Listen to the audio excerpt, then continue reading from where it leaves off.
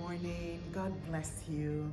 I pray for you that you would experience God's favor, His grace, and His love in this day and as you advance throughout this week. So we're still talking about the good works that we're supposed to do, the fact that God created us to do good works. He created us for His pleasure.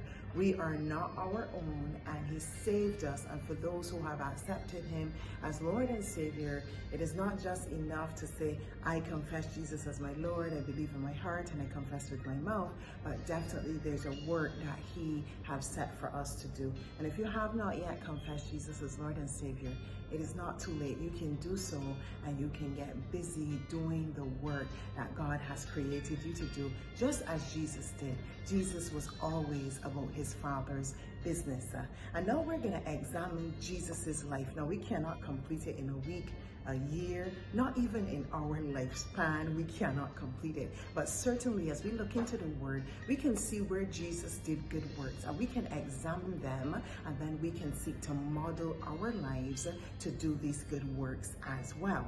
So in the book of John, chapter 2, verses 1 to 11 is a little long, so I wouldn't read it, but I think we're familiar with the story. This is where Jesus did His first miracle, and it was turning water into wine.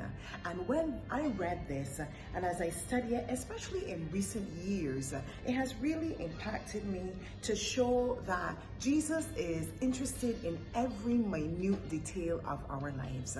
Now, they were at a wedding, and obviously they knew the bridegroom because they were invited, the disciples were invited, His mother Mary was there as well, and they ran out of this wine. And Mary turned to Jesus and she told Him what was happening. He was like, woman, what does that have to do with me? But anyhow, she said, whatever He says to do, you do it. She had that faith in Him that He could solve the problem, that He would do a good work.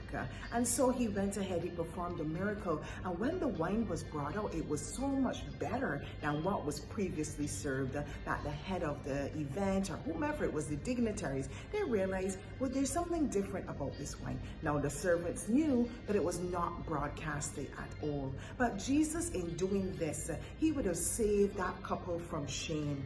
He would have saved the mother, the father, the parents of the bride and the groom from shame. And He, in doing that, He allowed them to continue to celebrate this festive occasion, to celebrate this wedding ceremony.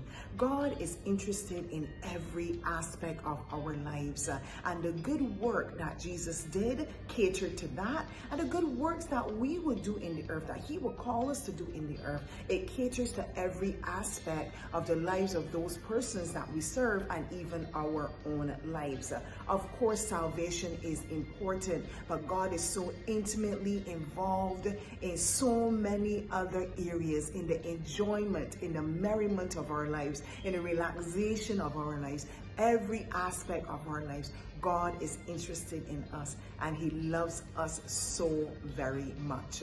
So this was one of the good things that Jesus did, and this should tune us to realize that God will call us to do good works. And it may not be in church, and it may not be healing, and it may not be praying, but it may be simply to be able to help someone to enjoy an event, or to have a successful event or wedding or something of that nature, to help in some way that we may think is not so significant. God bless you. We're going to continue this